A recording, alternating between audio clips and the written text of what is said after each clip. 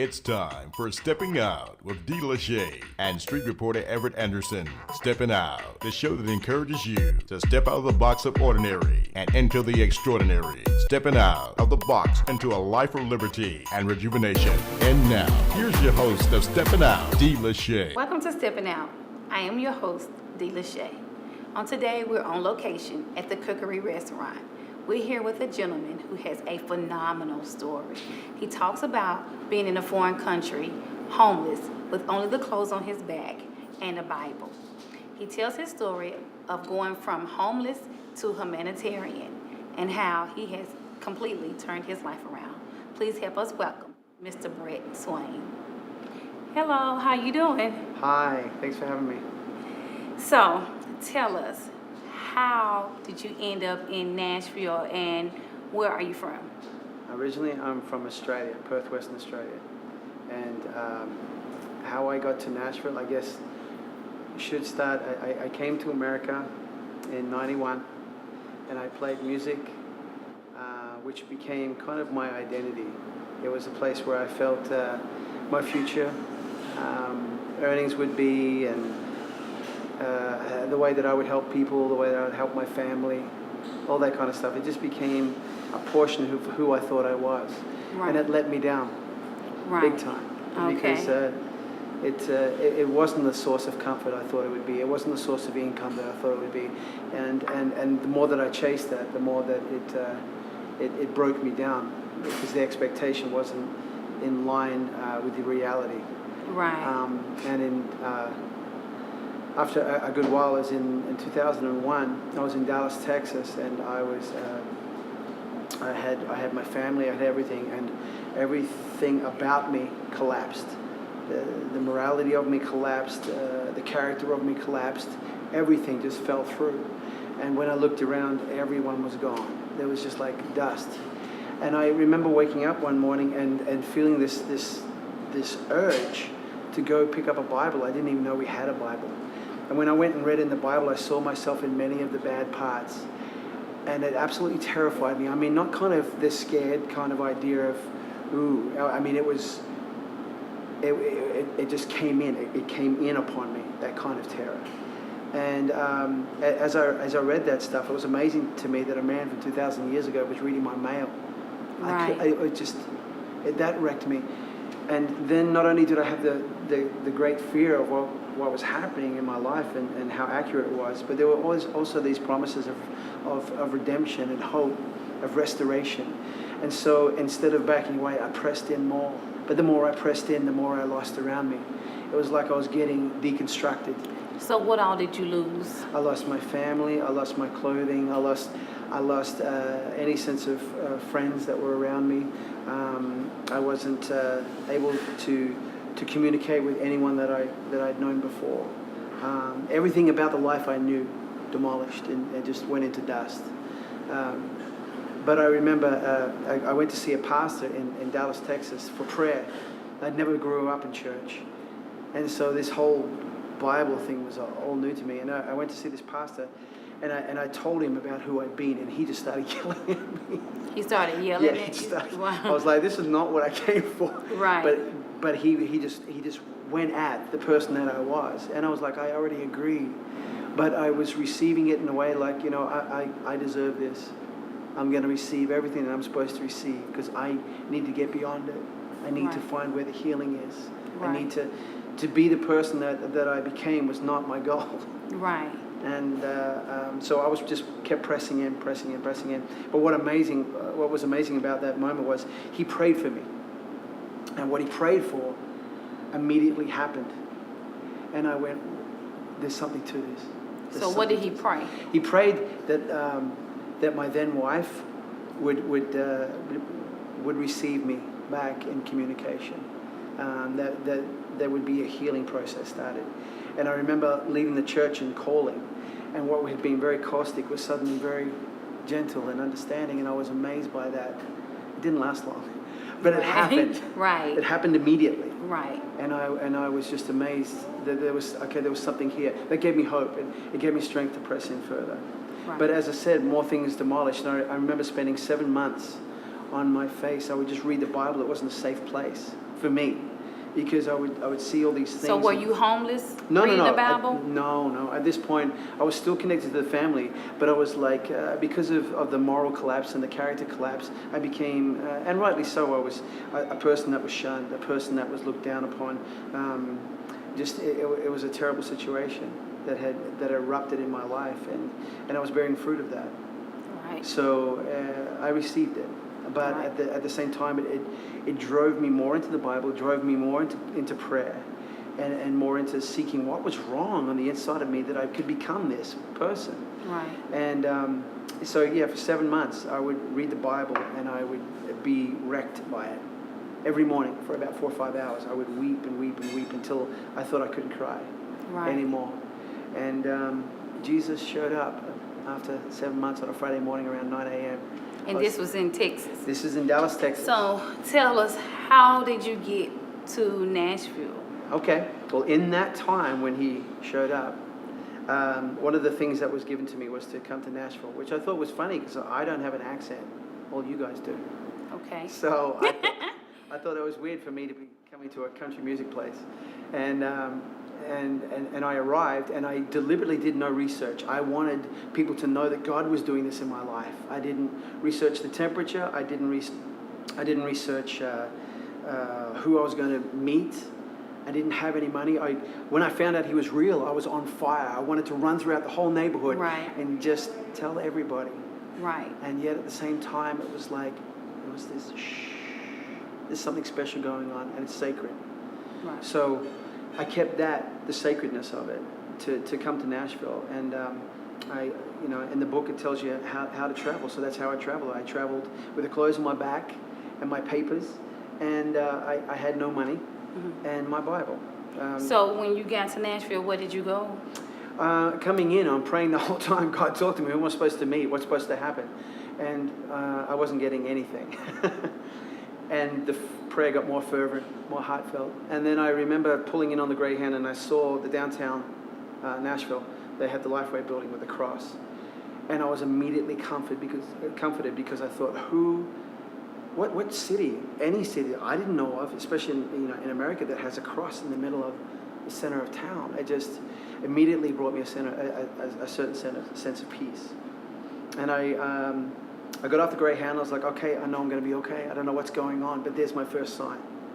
And I remember spending the night in the Greyhound, and in the morning, a homeless guy approached me, and he showed me where the mission was. And I had no money, but I found out the mission was in walking distance. Now, me being Australian is, and coming to a whole different city, there's a whole different circumstances and feelings that I was going through, maybe that some other people, the experience of it would be different. No one knew where I was. I couldn't call anybody. I had no one to fall back on, and I didn't know what to expect. Right. So to find out the mission, whatever the mission was around the corner, I just couldn't believe what was going on, and thank you, God, for guiding me until I walked in the door. Right. And I saw the brokenness, I saw the despair, I saw the dirt. And I said, my God, what are you doing? I'm going to die here. What are you doing? And then the homeless man said to me, Brett, let me show you where else the homeless hang out. We go down to the downtown library. And then I had my epiphany that I was homeless. And it just broke down another level immediately. And I went Were you, when you say it broke you down, were you crying? Were you No, depressed? What were you feeling? There's a sense of survival. There's a sense of panic. There's a sense of loss. There's a sense of unsurety. Again, not knowing any of the social services or anything. I didn't know anything. So my grip on his promise became even stronger. It was all I had. It was all I had. And it's amazing. Corrie ten Boom talks about it's in darkness that God's light shines brightest. And it's very, very true. I found amongst the poor that their desperation and their brokenness keeps them on their knees, and God responds to hunger in person. So the colors amongst the poor are very bright. Right. And the spiritual versus the world system economically, I guess, again, the word is true that blessed are the poor because their need and their brokenness. So you found yourself down at the library and living at the mission. How long were you at the mission? Well, I hadn't gotten there yet. Oh, okay. When I was at the library, I went upstairs and I was reading in the religious section for comfort, praying the whole time. I was getting no word. Then the voice comes over from the lady at the intercom, and she says, "The library's closing in 15 minutes." And I was finished praying. I was almost annoyed.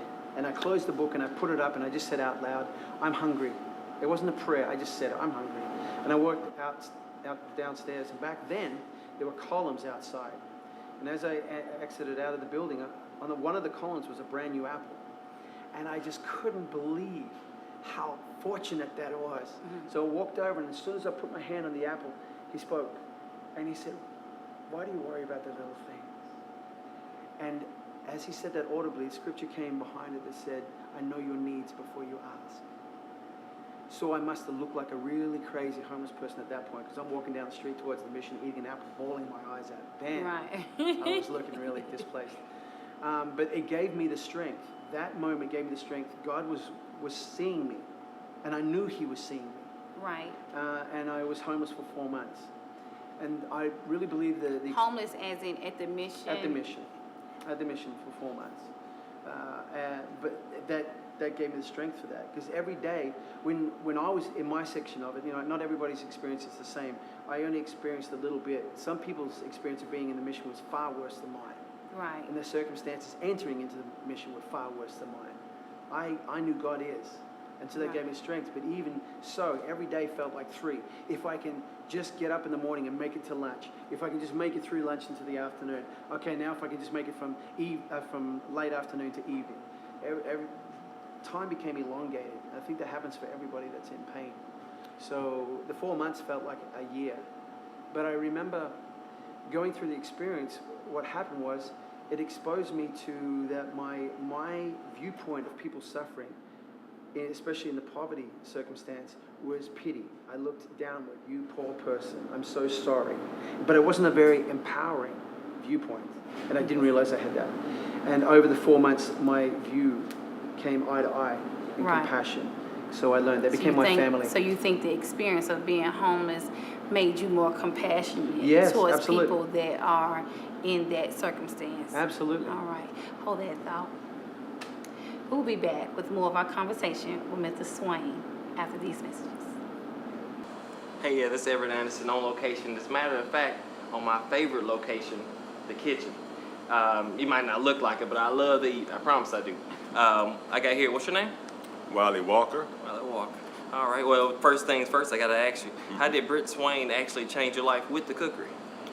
Well, in a lot of ways, actually. One, obviously, taught me how to cook. And, but mainly we focus a lot on the spiritual aspect of life, and, helping to me and the brokenness, from all of the past damage, that I've done and to myself. And, it's given me a family unit to be a part of, and, getting me closer to Christ and giving me hope that I can, just get back a normal sense of life again, and live productively. Okay, well, as you can see, we're here in the kitchen now in his natural habitat. What we got here? What is this? This is the rockin' Moroccan salad. Man, it look like it's rocking. What's all in it? All right, you got the lettuce, spring mix, bed of lettuce, and we have oranges in it, fresh cut oranges. Okay. Carrots, scallions, celery. What kind of meat is that on top of it? Because I'm gonna go ahead and dig in for a second. All right. All right. Yourself, bro. Oh, okay. All right. Let's see. Yes, this is it's Moroccan rub chicken.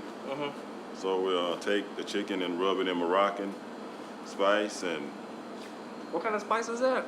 Moroccan. Man, this thing rocking. All right, now. That thing rocking. All right. I promise. And then we top it with orange marmalade mix and an olive mix as well. Okay, well, I guess besides the cookery, you got the 5-month program here. After you finish the 5-month program, what you got planned next? Well, actually, I finished the program. I graduated. Oh, okay. A few, and I just kind of felt led to stay around, for at least for the foreseeable future. Just I see ministering. why. Yeah, I see why you do a I'm good learning job. a lot being here. So, Yeah.